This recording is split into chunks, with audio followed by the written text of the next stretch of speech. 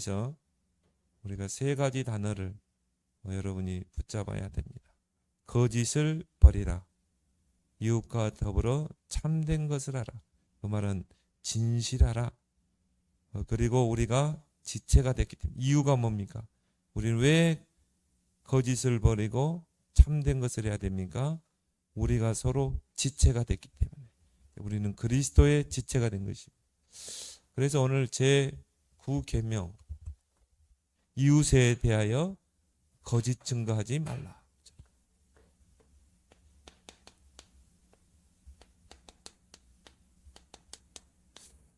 그래서 하나님이 주신 계명 중에 9번째 계명, 출애굽기 20장 16절이죠.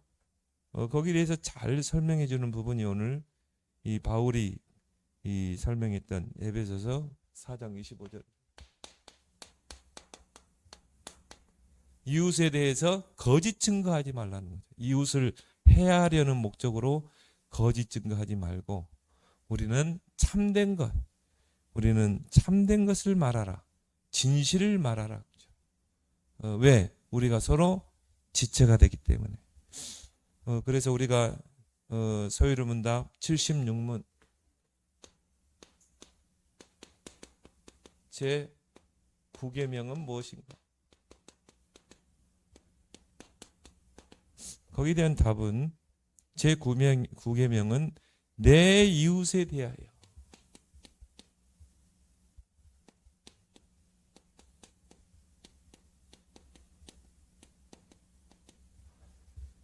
거짓 증거하지 말지니라.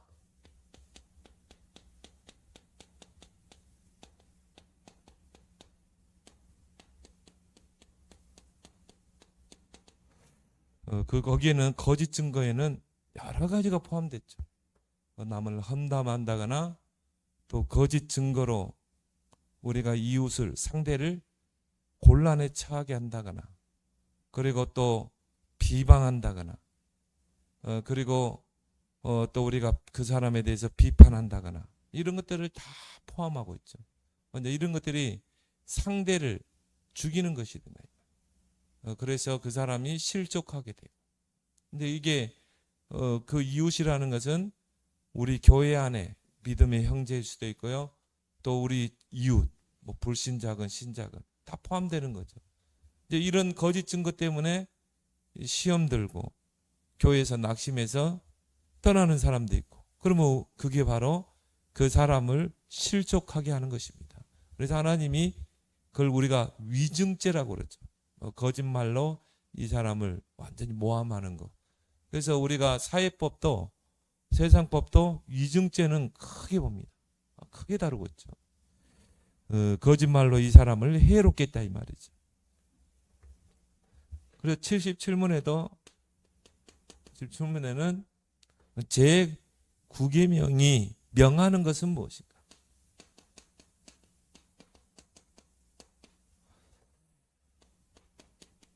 거기에 대한 답은 제9계명이 명하는 것은 특히 증거하는 일에 있어서 뭐 이웃에 대해서 증거한다거나 또 상대에 대해서 증거하는 일에 피차간의 진실함과 거짓이 아닌 진실함. 근데 이 사람에 대해서 위로한 척 하면서 이 사람을 까는 거 있잖아요. 우리가 그 성도를 위해서 기도해줘야 되겠다 하면서요. 이 사람에 대한 막 험담을 하고 비판하고 그런 경우 있다 이 말이죠. 그래서 우리는 항상 뭡니까? 진실. 우리는 사실을 이야기해야 되고 진실을 이야기해야 되고 그다음에 뭡니까? 영적 사실을 이야기해야 돼요. 그렇죠? 그 사람에 대해서. 근데 그 사람을 해치고 모함하기 위해서 우리가 거짓 증거할 수 있는 것입니다. 이런 부분들. 그래서 우리가 피차간의 진실함과 왜? 하나님께서 진실하신 분이기 때문에 진실함과 또한 우리 자신과 이웃의 명예를 유지하고 그 사람의 명예를 유지해야 하는데요. 우리는 어떻게 합니까? 명예를 훼손해 버리잖아요. 그래서 이런 명예를 훼손하는 그런 위증죄라고 그러죠. 이거는 크게 다루잖아요. 내 명예를 실추했다 이 말이죠. 그래서 법적으로도 고소할 수 있는 거죠. 그래서 명예를 유지하고 증진시키는 것이다. 그래서 오늘 바울은 거짓말을 하지 말고, 그렇죠? 거짓을 피하고, 그리고 어떻게 해요? 정말 진실함으로 참된 것을 말하라. 그러면 진실함을 진실되게 이야기하라는 거죠. 왜? 우리가 서로 지체가 됐기 때문에. 그래서 78문에 제9계명이 금하는 것은 무엇입니까?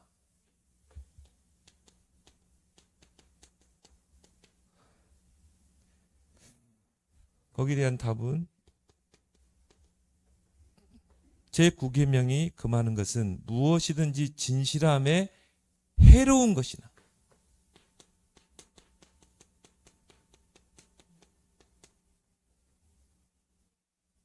또한 우리 이웃의 명예를 상하게 하는 것, 명예를 실추하는 것, 명예를 우리가 훼손시키는 것,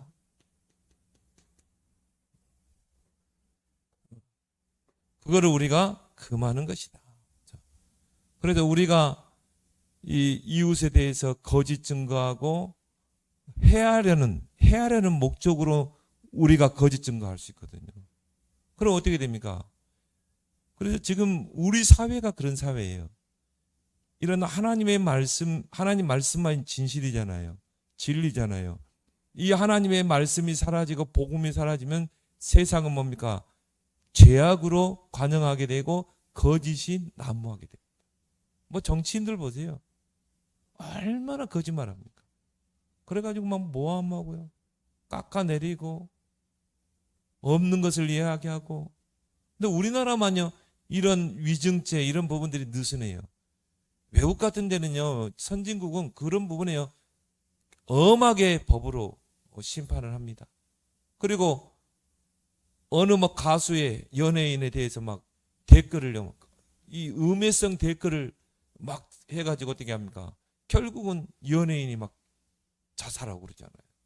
그게 얼마나 큰 죄입니까? 사람을 거짓말로 죽이는 거잖아요. 그래서 우리 사회도 이런 거짓 증거로서 일어나는 사회 문제들이 얼마나 많습니까? 그래서 하나님이 이게 너무 중요하기 때문에 계명 속에 하나를 두는 것입니다. 9번째 계명. 그래서 우리가 여기서 중요한 건 뭡니까? 제9계명에서 진실의 존엄성이죠.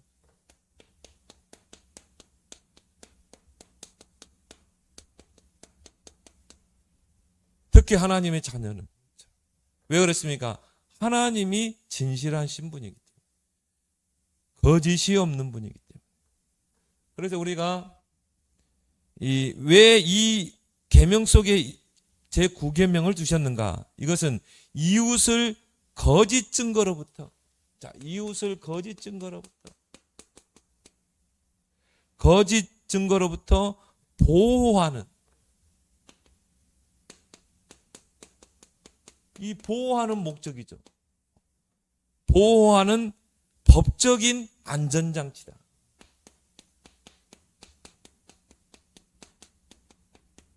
그래서 이거를요, 하나님의 법 속에 집어넣었다니까요. 그 계명 속에. 이 계명은 뭡니까? 하나님의 법이죠. 하나님의 자녀가 하나님 앞에서 지켜야 될 법인 것입니다. 근데 그 법에 이걸 둬서 이웃을 보호하는 그런 안전장치를 법적으로 둔 것입니다.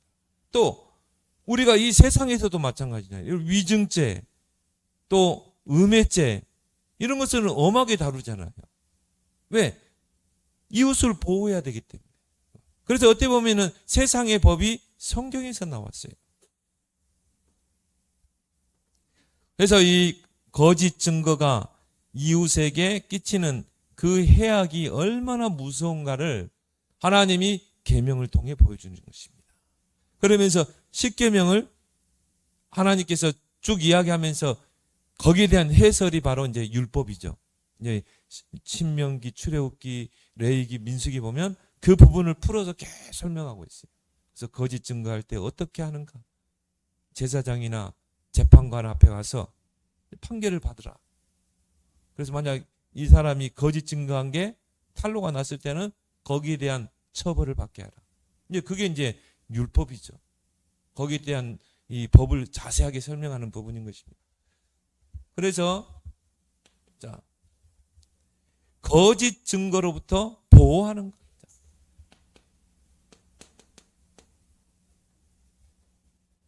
그리고 뭡니까? 명예훼손.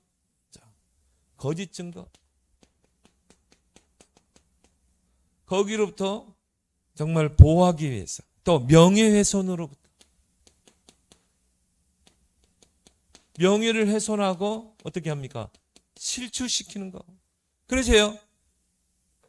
연예인들이 왜 자살을 합니까? 명예가 실추되기 때문에. 누군가 나를 막 거짓말로 막 음해해가지고요. 그래가지고 뭡니까? 완전히 이 연예인이 연예 세계에서 완전히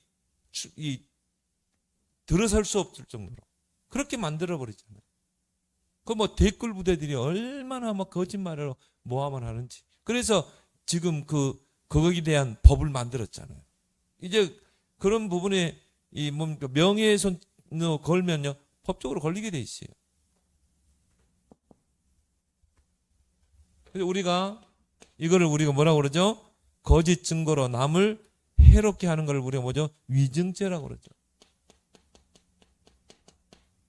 그리고 뭡니까? 음해죄. 음해죄는 뭡니까? 허위 사실을 유포해서 그 사람의 명예를 훼손시키는 것입니다. 우리가 이제 법적인 용어로 설명할 때 위증죄, 음해죄 이렇게 말하죠. 그래서요, 이 구계명은 단순히 우리가 거짓말하는 거, 거짓으로 말하는 것을 넘어서서 거짓 증언으로 위증하는 것을 가리키는 것입니다.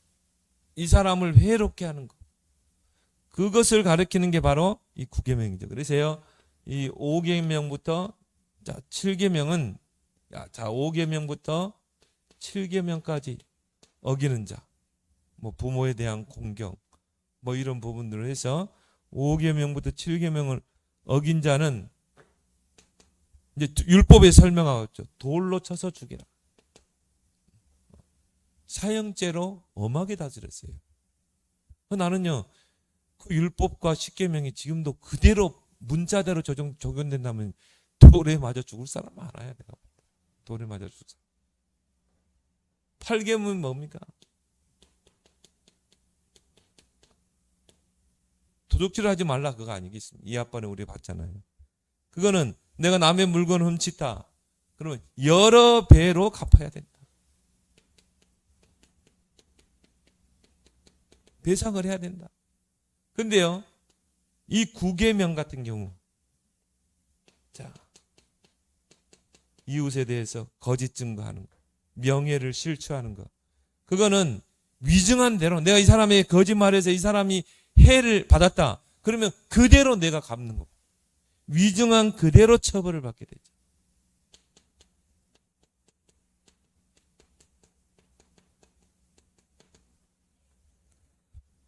그래서 이 거짓 증거, 성경적인 신뢰를 한번 보게 됩니다. 신명기 19장에 보니까 19장 15절에서 19절에 보니까 거기 보면 위증한 자의 심판에서 나왔죠. 위증한 자가 있어서 형제에게 악을 행했을 경우, 내가 이 사람에 대해서 거짓으로 증거해가지고 이 사람이 해를 끼치고 명예를 실추하고 이 사람이 굉장히 어려움을 당했어요. 그러잖아요. 우리가 이 위증을 해가지고 뭡니까? 이 사람 사업이 무너져버리고 그러잖아요. 그죠? 가정이 파탄나고 그러잖아요. 손해를 끼치고. 위증하는 자가 있어 형제에게 악을 행했을 경우 이제 고소를 하게 되겠죠. 이제 법에 고소하잖아요. 그랬을 때 이 쌍방이 제사장과 재판장 앞에 서게 됩니다. 그래서 그 구약 시대는 재판장이 대제사장이나 장로들이었어요. 그 앞에 이제 서게 되죠. 법정에 서게 되죠. 자세히 조사해서 누가 진짜로 거짓말을 했는지 아니면 참 진실을 이야기했는지 이 부분을 조사해서 거짓 증거로 모함한 것이 판명되면 그가 거짓 증거한 사람이 그의 형제에게 행하려고 꾀한 그대로 행하라. 똑같이. 이 사람이 예를 들어서 뭐 사업이 무너졌다. 뭐 똑같이 그걸 행하라.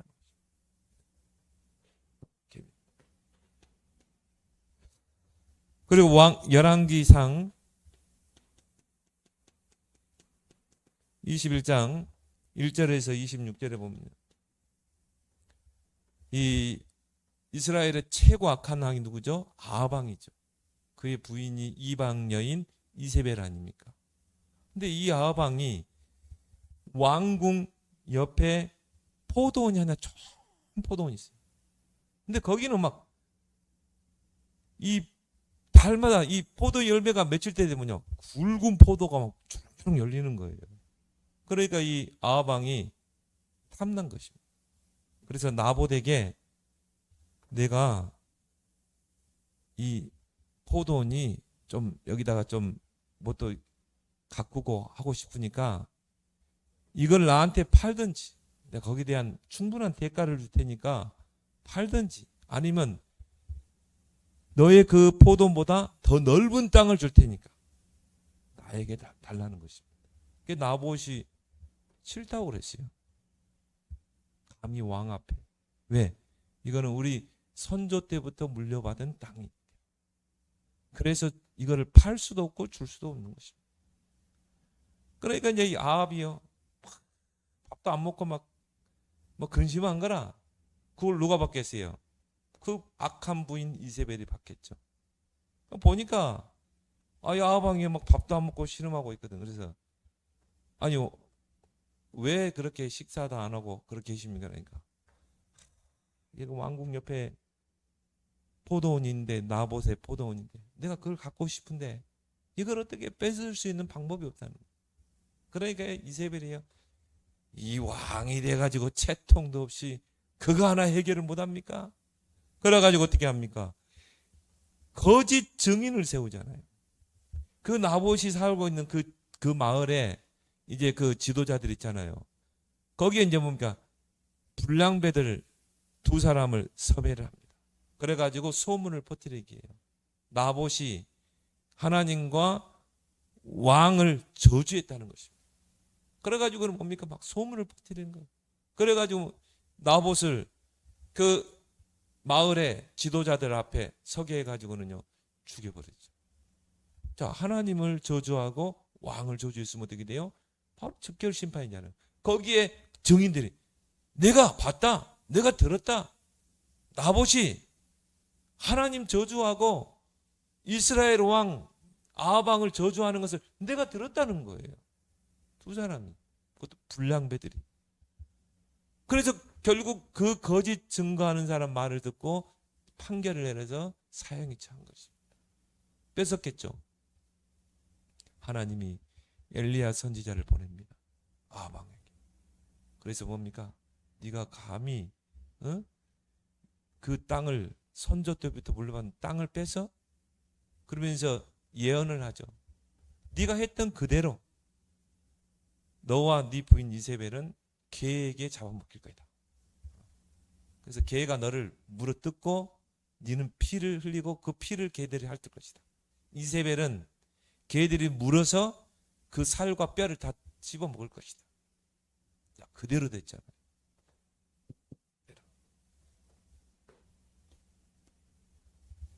그래서 거짓 증거에서 결국 뭡니까? 해를 끼쳤잖아요.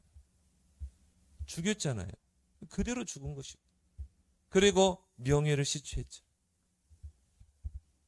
마가복음 14장에 보니까 55절에서 65절에 예수님을 위증한 자들이죠. 그래서 이스라엘의 지도자 대제사장이 이 예수를 처형을 해야 되거든요. 십자가에 못 박혀. 어떻게 처형할까? 저 무리들이 저렇게 따르는데. 그러면서 고민하다가 거짓 증인들을 세웁니다. 거짓말로 증언할 자를 세워서 예수가 손으로 지은 성전을 헐고 손으로 짓지 아니한 다른 성전을 지을 것이라고 이야기했다는 거예요. 그건 뭘 말합니까? 신성오덕이잖아요. 하나님의 성전을 이 손 하나 대지 않고 다 허물고, 그리고 뭡니까? 손으로 짓지 않는 성전을 다시 세우겠다는 것입니다. 이스라엘 백성에는 예루살렘 성전이요, 어떻게 보면 최고의 보물과 같은 거잖아요. 어떻게 보면 이스라엘의 자존심이죠.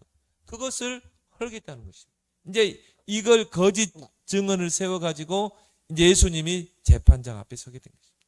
그때 당시 재판장이 대제사장이죠. 네가 그런 말을 했냐? 예수님이 침묵했어요. 아무 말도 안 했어요. 그리고 뭡니까? 묵묵히 십자가를 지고 왔어요. 근데 나중에 어떻게 됐어요? 그 유대인들은 철저하게 저주를 받아 예수를 십자가에 못 박았던 그 죄를 그대로 받게 됐죠. 그래서 예수님을 막 치조를 하는데요, 대제사장 앞에 나서 네가 그 말을 했냐 안 했냐? 예수님이 입을 다물었어요. 대답할 가치가 없는 거죠.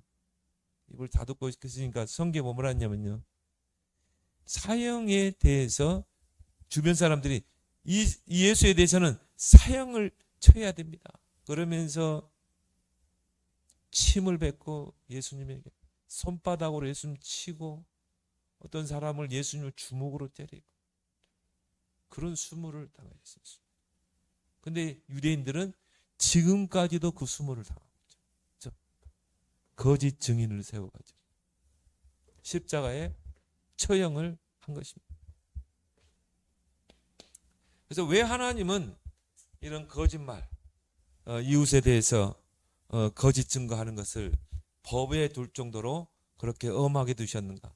그 배후에는 누가 있어요? 사단이 있기 때문에. 그래서 우리가 사단 마귀를 거짓의 아비라고.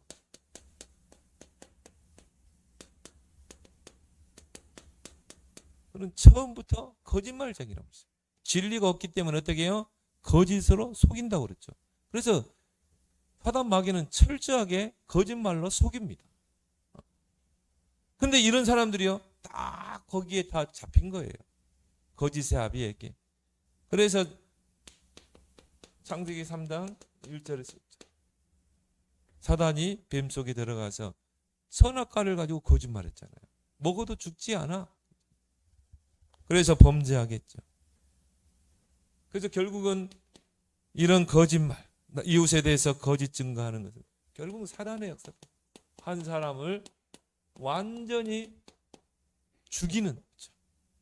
완전히 한 사람을 해롭게 하는, 명예를 실추하게 하는 그런 것들이 다 사단의 역사다. 그래서 사도행전 5장 3절 4절에 아나니아 삽비라죠. 거기 뭐라 나왔습니까? 어찌하여 사단이 내 마음에 가득하여 성령을 속이느냐. 성령을 속인 것입니다.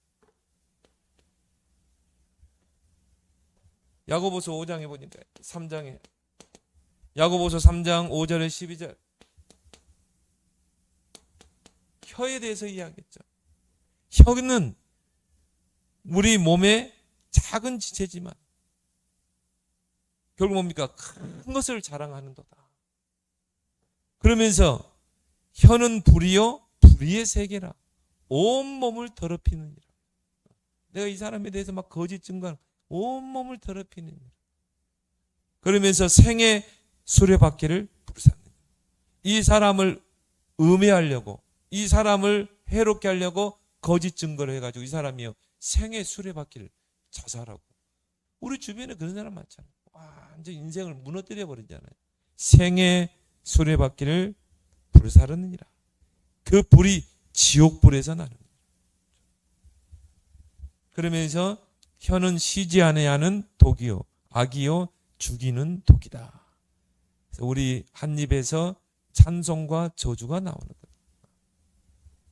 이런 부분에 우리가 정말 주의해야 된다. 그래서 우리가 말을 한마디가 하나님이 듣고 있고, 내가 이 사람에게 이야기하지만 그거를 하나님도 듣고 사단 마귀도 듣잖아요. 그럼 내가 거짓 증거하면 어떻게 돼요? 남에 대해서 막 험담하고 비난의 말을 하면 어떻게 됩니까? 요거 사단이 이용하는 것입니다. 사단이 그걸 가지고 이용해 먹는 것입니다.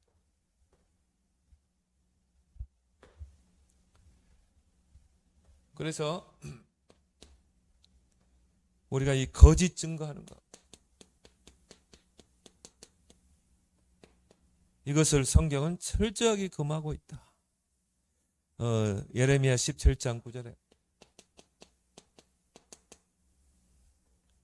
만물보다 거짓되고 심히 부패한 것이 마음이라. 근데 그 마음에서 뭡니까? 말이 나오잖아요. 그렇죠? 내가 이 한마디 했을 때 그 마음에 들어가 있는 게 나오는 거잖아요. 그래서 심히 부패된 게 마음이라는 거죠. 그래서 제일 중요한 게 뭐죠? 우리 마음을 잘 다스려야 되는 것입니다. 그래서 우리 마음은 오직 하나님의 말씀으로. 그래서 우리가 정말 살리는 말을 하려면 어떻게 해야 돼요? 우리 마음에 하나님 말씀을 담아야 돼요. 그래서 그 말씀으로 살려야 되는 거죠. 제일 좋은 게 강단의 말씀을 담는 거죠. 분명히요, 내가 이 말씀을 전달할 사람이 나오게 돼 있어요. 한 주간에서. 그래서 막 주변 한번 기도해 보세요. 그러면요, 나는 기도하는데 왜 응답이 없는지 모르겠어요. 그런 사람 있을 겁니다. 신앙생활 나름대로 열심히 한다는데요, 뭡니까? 롤러코스터를 타는 사람 있잖아요. 어쩔 때는 막 할렐루야 때가, 어쩔 때는 막 방콕하고 낙심하고, 그렇죠? 그거 가지고 바울 봐라. 풍부에 처하든 비천에 처하든 배고픔이 있든 배부르는 자족하기를 배웠다. 사람의 욕심이라는 것은 한도 끝도 없다. 하나님으로 만족해야 된다. 그리고 하나님이 필요하면 채우신다. 왜? 뭘? 어떤 사람에게? 하나님의 사업에 내 생의 방향을 맞춰. 분명히 내 마음속에 강단의 말씀을 담으면 어떻게 돼요? 그게 나오게 돼 있어요. 그런 사람을 만나게 하는 것입니다. 그런 대화가 가치 있는 대화지. 우리가 만나서 막 세상 이야기하고 아무 가치 없는 이야기. 또 남을 음해하는 말, 남에 대해서 거짓 증거하는 말, 그걸 사단이 이용한다.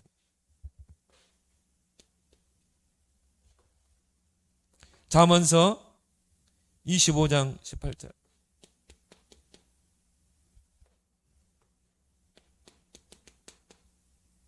뭡니까? 남을 해치는 말. 그렇죠? 자기 이웃을 쳐서 거짓 증거하는 자는 방망이요, 칼이요, 뾰족한 화살이니라. 자, 이웃을 쳐서 거짓 증거하는 거. 방망이, 이 사람을 죽이는 방망이. 이 사람을 찔러서 살해하는 칼. 활을 쏴서 죽이는 뾰족한 화살이다. 거짓 증거하는.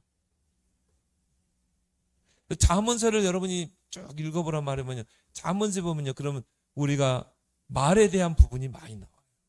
경우에 합당한 말은 아로새긴 응쟁반에 금사가니라.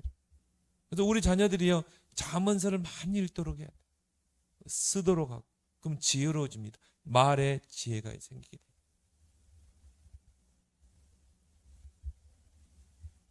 그리고 시편 120편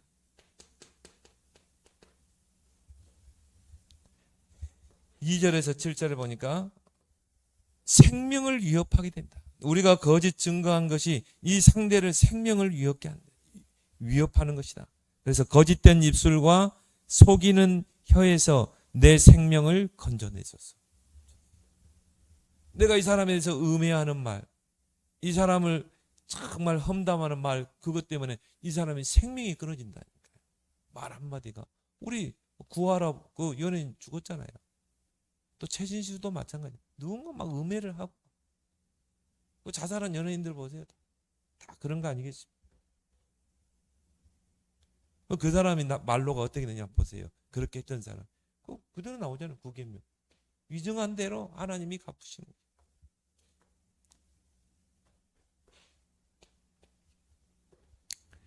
잠언서 6장 16절에서 19절에 하나님이 미워하시는 것 7가지. 잘 한번 보세요. 나중에 시간 되면 찾아보세요. 하나님이 미워하시는 것 7가지. 첫 번째 뭡니까? 교만한 눈, 거짓된 혀, 피를 흘리는 손,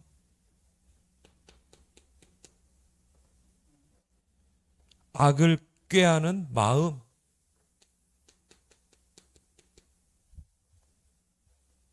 악으로 빨리 달리는 발, 거짓을 말하는 증인, 거짓 증인이죠. 형제 사이를 이간하는 자, 이간시키는 자. 7가지. 하나님이 미워하시는 것 7가지.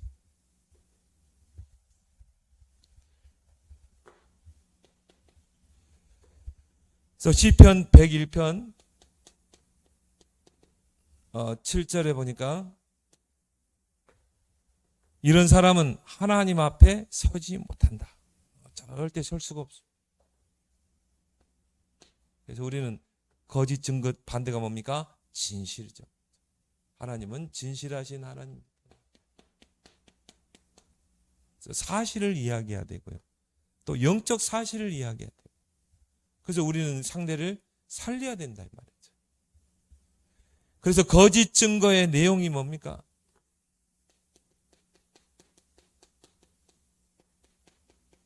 단순히 거짓말, 거짓 증거 그것만 포함되는 게 아니에요. 넓게 봐야 되는 거죠. 그래서 우리가 거짓 증거하는 거, 거짓말이겠죠. 첫 번째로 거짓말로 남을 속이는 거. 그리고 험담하는 거, 남에 대해서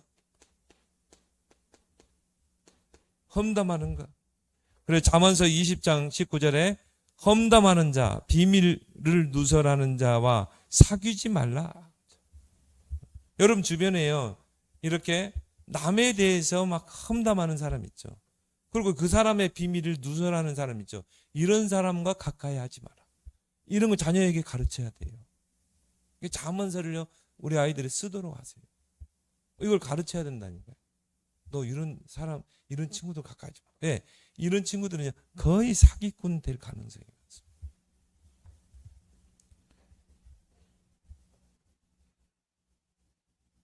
그리고 잠언서 26장 22절 25절에 보니까요, 남의 말하기를 좋아하는 자는 말이 좋을지라도 믿지 말라.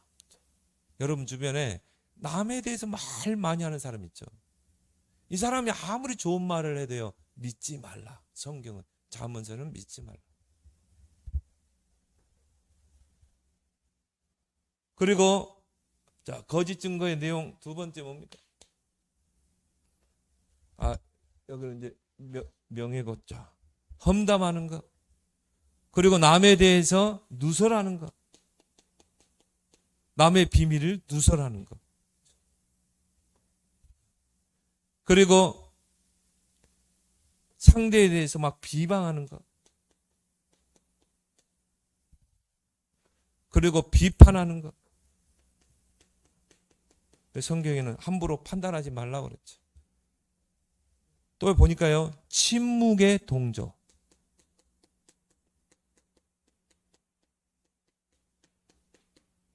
예를 들어서 여러분이 여러 사람이 대화를 하는데요, 요 한 사람이 어느 사람에 대해서 계속 모함을 하는 거예요.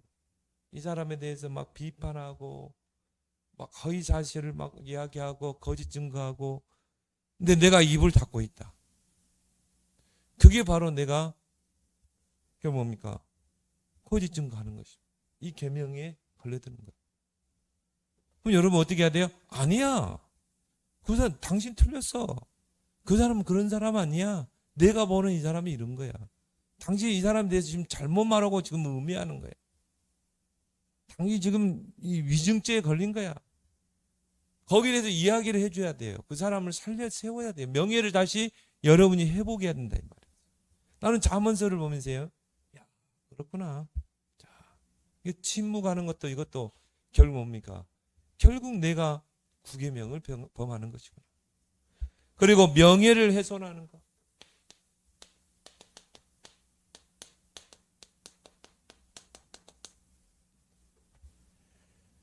뭐죠? 중상과 모략.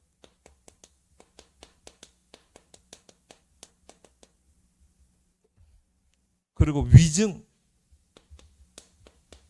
사실이 아닌 것을 거짓말로 위증하는 것. 그리고 뭡니까? 이간질하는 것. 이런 것들이 뭡니까? 결국 명예를 훼손하는 것입니다. 그래서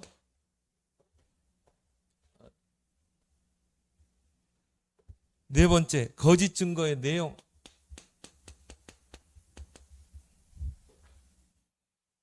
거짓 증거 내용 했었죠.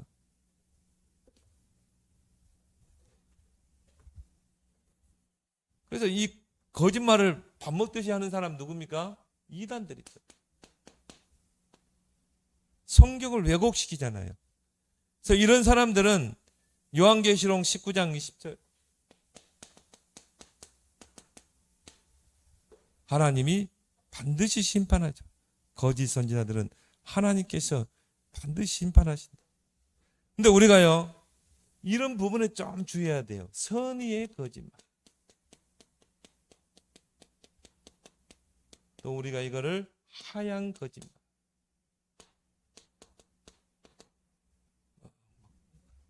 검은 거짓말은 뭐 우리가 이렇게 남을 음해하게 해서 하는 거짓말이지만 우리가 선의의 거짓말.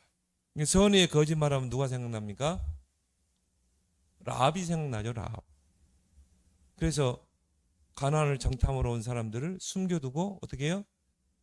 가나안 군인들이 들이닥치니까 여기 사람 정탐꾼 숨겼지? 아유 못 봤어요. 잠깐 들렀다가 갔어요. 주막집에. 저쪽으로 하던데요. 그렇게 해서 어떻게 합니까? 정탐꾼을 숨기고 살리잖아요. 거짓말이죠. 선의의 거짓말. 그 사람을 살리기 위해서 거짓말하는 거죠. 우리 주변에 그런 선의의 거짓말을 하잖아요. 그거를 이제 정당화시켜서 내가 선의의 거짓말, 좀 거짓말하면 어때? 우리가 이럴 수 있다. 그런데 중요한 거는 선의의 거짓말했든 하얀 거짓말했든 검은 거짓말을 했던 하나님은 거짓말을 싫어하시는 것입니다. 하나님은 진실하신 분입니다. 그런데 그런 부분에 우리가 지혜로운 말이라 해야지. 선의의 거짓말이라는 건 없어요. 지혜로운 말이잖아요. 근데 이거를 뭐 거짓말 좀 하면 어때? 라합도 그랬는데 이렇게 해가지고 그걸 정당화시킬 수 있는 이런 부분에 우리가 주의를 해야 된다. 그래서 요한일서 2장 21절에 모든 거짓은 진리에서 나지 않았느니라. 진리에서 나오는 게 아니에요. 이런 부분에 우리가 주의를 해야 된다. 여섯 번째, 거짓말을 즐겨하는 거짓 증인의 최후. 이거는 뭡니까? 뭐 단순히 거짓말, 그걸 차원을 넘어서서 남을 해하려고 하는, 명예를 완전히 실추시키려고 내가 계획적으로 하는 거짓말 있잖아요. 이런 사람들, 그걸 또 반복하는 사람들, 이런 사람들의 최후. 요한계시록 21장 8절에 유황으로 타는 불못에 떨어질 것이다. 지옥 간다는 거죠. 그리고 27절에 생명책에 그 이름이 기록되지 못한다. 그죠? 이렇게 거짓말하는 사람은 어떻게 하나님 자녀입니까? 그것도 남을 해하려고 하는 그런 거짓말. 그럼 막 사기치는 사람 있잖아요. 사기꾼들. 이런 사람들. 요한계시록 22장 15절에 성 밖에 내 던질 것이다. 결국은 구원의 대열 속에 오지 못한다는 것입니다. 그래서 우리는 항상 진실된 말, 우리는 진실함, 하나님이 진실하기 때문에 우리는 진실한 말로 우리는 세우는 자들이 되어야 될 줄 믿습니다. 그래서 왜 우리는 진실된 말만 해야 되는가? 하나님이 거짓이 없으시기 때문에. 하나님은 거짓이요 조금도 없으세요.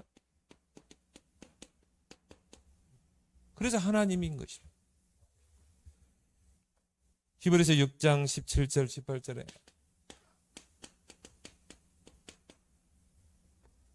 거짓말을 하실 수 없는 하나님이죠. 하나님은 거짓말을 하실 수가 없어요. 나는 이렇게 우리 서유른 문답을 보면서 야, 이거는 진짜 교인들에게 진짜 가르쳐야 되고 렘넌트에게 가르쳐야 된다. 새 가족에게 가르쳐야 된다. 하나님은 거짓말을 하실 수 없다. 민수기 23장 19절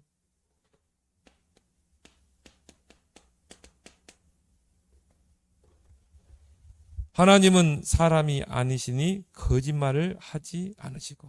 그렇죠? 하나님은 거짓말을 할 수가 없죠. 사람이 아니기 때문에. 디도서 1장 2절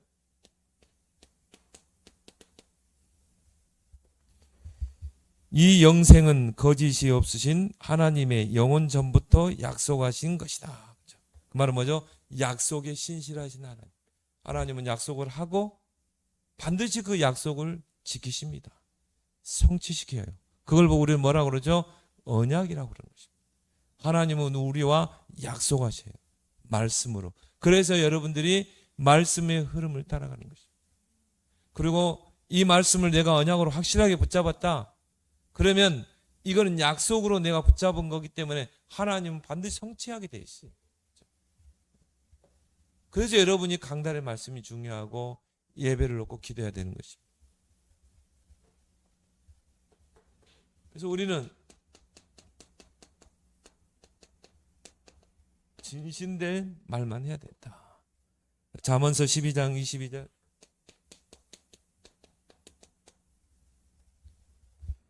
진실하게 행하는 자는 그의 기뻐하심을 받느니라. 하나님이 진실한 말을 하는 사람, 하나님이 기뻐하십니다. 왜? 하나님은 진실하시고 정직하신 분입니다. 에베소 4장 25절 오늘 읽었죠? 자, 그래서 우리는 어떻게 해야 돼요? 거짓을 버리고 이웃에 대해서 거짓 증거하는 그걸 버리고 각각 이웃과 더불어 참된 것을 말하라. 진실을 말하라. 이는 우리가 서로 지체가 되었기 때문이다. 특히 우리는 형제들 간에 믿음의 형제들에게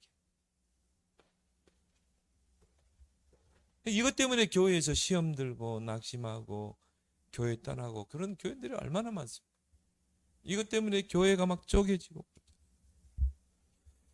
잠언서 25장 잠언서 12장 22절 12장 22절 했죠. 잠언 25장 11절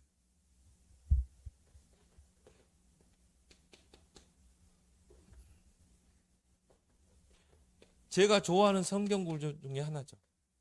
경우에 합당한 말은 아로새긴 은쟁반의 금사간이라. 아로새긴 은쟁반, 은쟁반의 금사간을 딱 한번 생각해 보세요. 경우에 합당한 말. 우리가 하나님 앞에서 생각해 보고 내가 하는 말이 정말 하나님을 기쁘시게 하는 말인가? 사단을 기쁘게 하는 말인가? 생각해 보고 내가 이 말을 한마디를 던지려고 하는데 이 말이 이 사람을 살리고 세우는 말인가? 복음의 말인가? 이걸 한번 생각해 보고 그래서 성경이 뭐라 합니까? 말하기는 더디하라고 그랬어요. 말할 때 어떻게 하고요? 더디하라. 한번 생각해 보고 이 말이 이 사람을 살릴 수 있겠는가? 경우에 합당한 말은 아로새긴 은쟁반에 금사가니라. 그런 여러분 되길 바랍니다. 오늘 주신 말씀 붙잡고 우리 합심으로 함께 기도합니다. 하나님 아버지 은혜를 감사합니다.